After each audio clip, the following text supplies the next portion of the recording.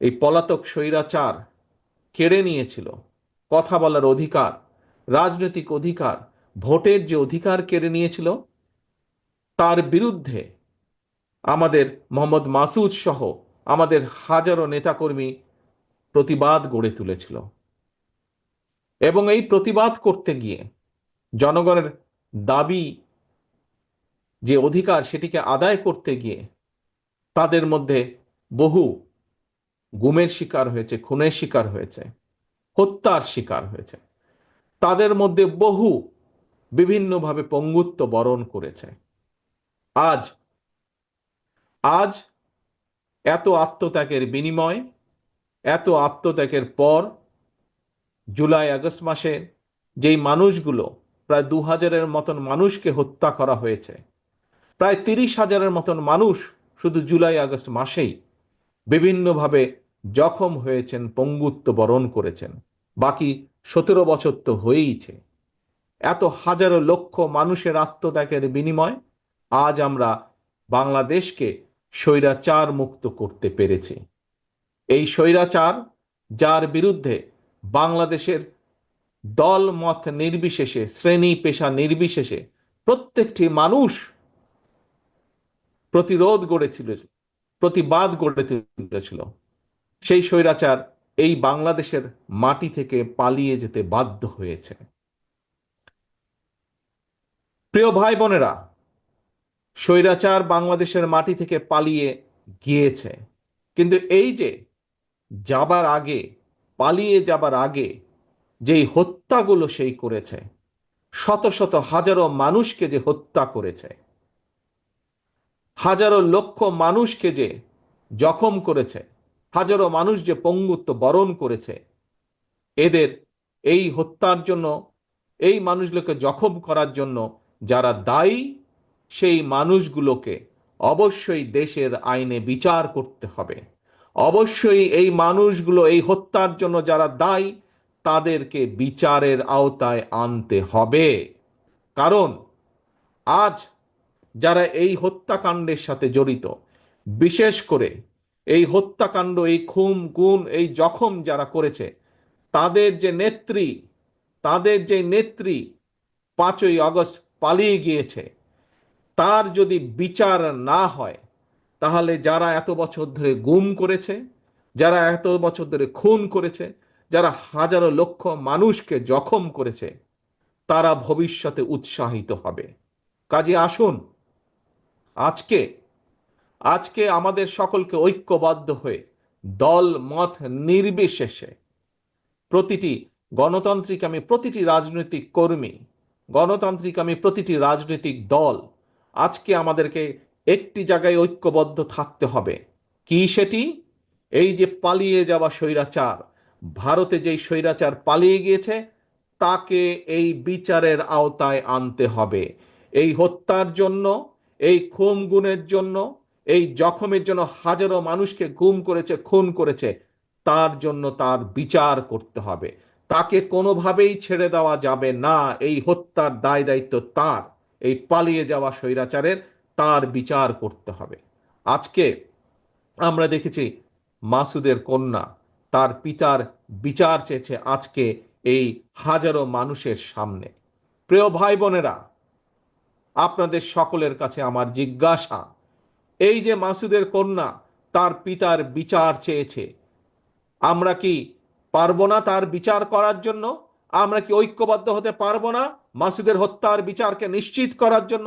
হাজারো যারা মাসুদ, সারা বাংলাদেশে যারা গুম হয়েছে, খুন হয়েছে, হত্যার শিকার হয়েছে, সবার বিচার আমাদেরকে নিশ্চিত করতে হবে। আপনারা কি এই ব্যাপারে একমত? সবাই এই হত্যাকারীর বিচার করার জন্য একমত? ইনশাল্লাহ আমরা বাংলাদেশের মাটিতে এই হত্যাকারীদের বিচার করব। তবে প্রিয় ভাই বোনেরা, এখানে আরেকটি বিষয় আছে। সময় কম, একটু পরে মাগরিবের আজান দিবে। আজ মাসুদ সহ হাজারো মানুষ যারা দেশের মানুষের অধিকারকে প্রতিষ্ঠিত করার জন্য নিজের জীবনকে উৎসর্গ করেছে, যারা চেয়েছিল বাংলাদেশে মানুষের অধিকার প্রতিষ্ঠিত হোক, সেটি রাজনৈতিক অধিকার হোক এবং সেটি অর্থনৈতিক অধিকার হোক, অর্থাৎ এই দেশের মানুষ যাতে সঠিকভাবে শিক্ষা পায়, এই দেশের মানুষ যাতে সঠিকভাবে চিকিৎসার সেবা পায়, এই দেশের মানুষ যাতে বিচারালয় সঠিকভাবে বিচার পায়, এই দেশের সন্তানেরা, এই দেশের যুবকেরা যাতে যখন কর্মসংস্থানের বিষয়ে আসবে, সময় আসবে, তখন যাতে তারা যাতে সঠিকভাবে কর্মসংস্থানের ব্যবস্থা করতে পারে, মানুষ যাতে রাস্তাঘাটে নিরাপদে চলতে পারে, মানুষ যাতে অ্যাক্সিডেন্টে, এই যে হামেশা অ্যাক্সিডেন্ট হয়ে বাসে ট্রাকে করে বহু মানুষ মারা যাচ্ছে, এটি যাতে গতিরোধ হয়। সর্বোপরি আসল যেই কথাটি, বাংলাদেশের মানুষ যেভাবে বাংলাদেশকে প্রত্যাশা করে, যেখানে আইনের শাসন থাকবে, যেখানে মানুষের কথা বলার অধিকার থাকবে, স্বাধীনতা থাকবে, যেখানে মানুষের স্বাধীনতা থাকবে নিজের মত প্রকাশের, এই রকম একটি বাংলাদেশের মানুষের প্রত্যাশা করেছে। শুধু যে বিগত 15 বছরে যারা গুম হয়েছে, খুন হয়েছে তারাই নয়, শুধু যে জুলাই আগস্ট মাসে যেই মানুষগুলো নিজের জীবন আত্মহতি দিয়েছেন শুধু তারাই নয়, 1971 সালে যারা জীবন বাজি রেখে যুদ্ধ করে দেশ স্বাধীন করেছেন সেই মুক্তিযোদ্ধা সহ, গণতন্ত্র রক্ষার যে মুক্তিযোদ্ধা তারা, এবং জুলাই আগস্ট মাসের যারা মুক্তিযোদ্ধা যারা শহীদ হয়েছে তারা সহ প্রতিটা মানুষ, আমরা চাই বাংলাদেশ এমন একটি দেশ হিসাবে আস্তে আস্তে ভবিষ্যতের দিকে এগোক, যেই দেশে মানুষের অধিকার থাকবে, যেই দেশে মানুষ তার মত প্রকাশ করার স্বাধীনতা থাকবে, যেই দেশের মানুষের নিরাপত্তা থাকবে, আইনের শাসন থাকবে, এইরকম একটি বাংলাদেশের প্রত্যাশা মানুষের কাছে। আসুন আজকে আমাদেরকে যদি মাসুদ সহ হাজারো মানুষ যারা শহীদ হয়েছে তাদের আত্মার যদি মর্যাদা দিতে হয়, তাদের এই আত্মহতির যদি মর্যাদা দিতে হয়, তাহলে এখন সময় এসেছে সামনের দিকে আমাদেরকে বাংলাদেশকে গড়ে তুলতে হবে। যারা শহীদ হয়েছে, তারা যে কারণে জীবন আত্মহতি দিয়েছে, তাদের সেই প্রত্যাশা অনুযায়ী আমরা যারা আজ পেছনে রয়ে গিয়েছি, আমাদের সকলকে ঐক্যবদ্ধভাবে বাংলাদেশকে আজকে গড়ে তুলতে হবে। সেই বাংলাদেশকে, যেই বাংলাদেশের আশা আকাঙ্ক্ষা করেছিল মাসুদেরা, সেই বাংলাদেশকে, যেই বাংলাদেশকে আপনার সহ কোটি কোটি মানুষ আজ প্রত্যাশা করে, সেই বাংলাদেশকে আমাদের গড়ে তুলতে হবে। প্রিয় ভাই ও বোনেরা, আপনাদেরই মেয়ে দেশনেত্রী খালেদা জিয়া, আপনারা দেখেছেন দেশনেত্রী খালেদা জিয়া যখন আপনাদের দোয়ায় আল্লাহ রহমতে এই দেশ পরিচালনা করেছেন, কিভাবে চেষ্টা করেছেন বাংলাদেশের মানুষের কর্মসংস্থানের জন্য, কিভাবে চেষ্টা করেছেন এই দেশে যাতে মিল কারখানা তৈরি হয়, কিভাবে উনি চেষ্টা করেছেন কিভাবে এই দেশের সন্তানেরা যাতে লেখাপড়া করে, বিশেষ করে আমাদের মেয়েরা যাতে লেখাপড়া করতে পারে, বোনেরা যাতে লেখাপড়া করতে পারে, শিখতে পারে, সেই ব্যবস্থা করেছেন।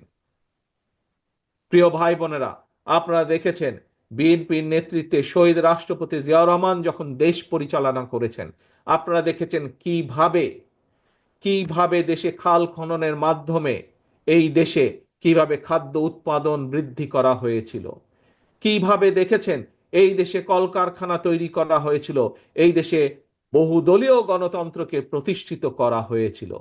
কাজেই আসেন, আমরা প্রতিবার দেখেছি যে যখনই আল্লাহর রহমতে বিএনপি দেশ পরিচালনার সুযোগ পায়, বিএনপি সেই পদক্ষেপগুলো গ্রহণ করে যার ফলে দেশ এগিয়ে যায়, যার ফলে দেশের মানুষ আস্তে আস্তে করে সমৃদ্ধির পথে এগিয়ে যায়। প্রিয় ভাই বোনেরা, আগামী দিনে যাতে বাংলাদেশ আবার বাংলাদেশের মানুষের প্রত্যাশা অনুযায়ী ধীরে ধীরে সামনের দিকে সমৃদ্ধির পথে এগিয়ে যেতে পারে, সেই জন্য আমরা 31 দফা বাস্তবায়নের প্রতিশ্রুতি দিয়েছি বাংলাদেশের মানুষের কাছে। সেই জন্য আমরা 31টি দফা তুলে ধরেছি।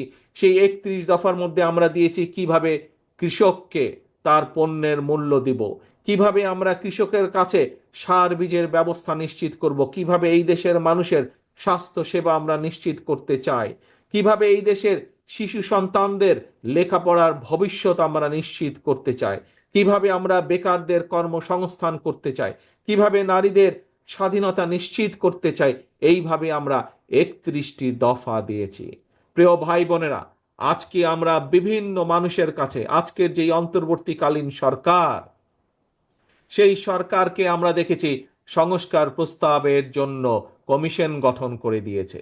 সেই কমিশনের কতগুলোকে দেখেছি আমরা তারা সংস্কার প্রস্তাব কিছু কিছু উপস্থাপন করেছে এই অন্তর্বর্তীকালীন সরকারের কাছে।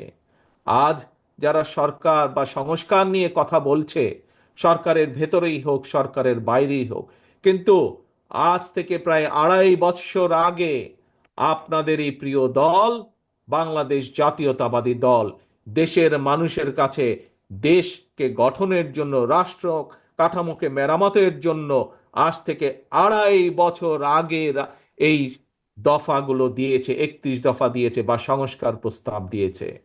আজকে থেকে 2.5 বছর আগে, যেই সময় স্বৈরাচার অস্ত্রের জোরে এই দেশের রাষ্ট্র ক্ষমতাকে ধরে রেখেছিল, সেই সময় বিএনপি ছাড়া আর কেউ কোনো সংস্কারের কথা বলেনি।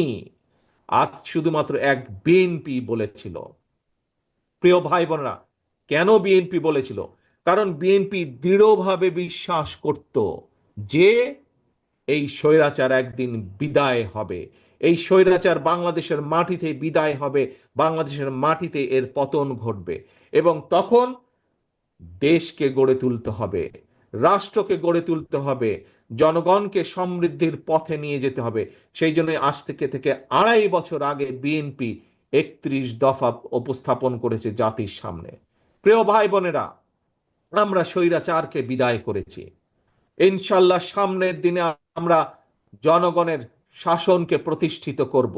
আমরা প্রত্যাশা করি যে জনগণ যেই প্রত্যাশা নিয়ে এই অন্তর্বর্তীকালীন সরকারের দিকে তাকিয়ে আছে, যে তারা জনগণের সরকার প্রতিষ্ঠার জন্য সব রকম সহায়তা করবে, জনগণের প্রত্যাশিত সরকার প্রতিষ্ঠার জন্য তারা কাজ করবে। আমরা প্রত্যাশা করি তারা জনগণের সেই প্রত্যাশা পূরণ করবে, এবং যার মাধ্যমে এই দেশে জনগণের সরকার প্রতিষ্ঠিত হবে। এবং জনগণের সরকার প্রতিষ্ঠিত হলে এই 31 দফা বাস্তবায়নের মাধ্যমে আমরা ধীরে ধীরে বাংলাদেশকে এগিয়ে নিয়ে যাব। তবে এখানে একটি কথা বলি, আমরা খেয়াল করছি কিছু কিছু মানুষ সংস্কার সংস্কার সংস্কার কথা বলে সব রকমের প্রক্রিয়াকে দীর্ঘায়িত করছে। পরিষ্কারভাবে আজ আমি এই হাজারো মানুষের সামনে একটি কথা তুলে ধরতে চাই। আজ আমাদেরকে দেখতে হবে সংস্কার সংস্কার করে এটি কি কোনো ষড়যন্ত্র কিনা।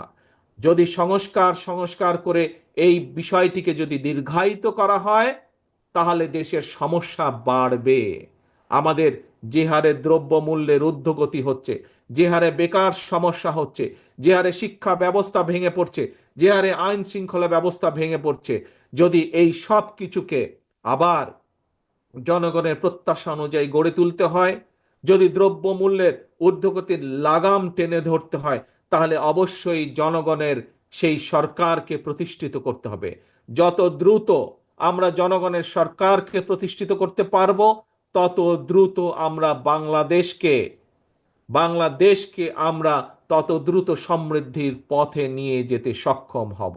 প্রিয় ভাই বোনেরা, আসুন আজকে আজকে যে কারণেই আমরা এখানে হাজারো মানুষ উপস্থিত হয়েছি, আজকে সকলে মিলে আমরা শপথ গ্রহণ করি যে আমরা সেদিনই আমরা মাসুদ সহ সকল শহীদদেরকে যথাযথ মর্যাদা দিতে পারবো, যতদিন পর্যন্ত এই বাংলাদেশের মানুষের শাসন প্রতিষ্ঠিত না হবে। যেদিন বাংলাদেশের মানুষের রাজনৈতিক অধিকারকে প্রতিষ্ঠিত করব, যেদিন বাংলাদেশে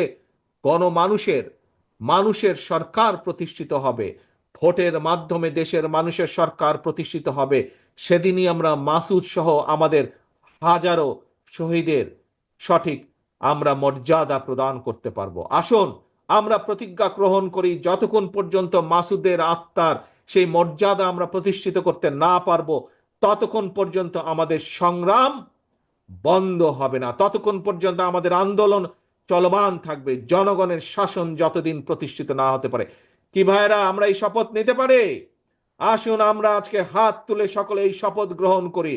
আমাদের সকল শহীদদের, স্বৈরাচার মুক্ত আন্দোলনের শহীদদের আত্মার যদি যথাযোগ্য মর্যাদা দিতে হয়, তাহলে আমাদেরকে বাংলাদেশের মানুষের গণতন্ত্রের শাসনকে প্রতিষ্ঠিত করতে হবে, এবং যতদিন পর্যন্ত সেই গণতন্ত্র প্রতিষ্ঠিত না হবে, ততদিন পর্যন্ত আমাদের আন্দোলন অব্যাহত থাকবে।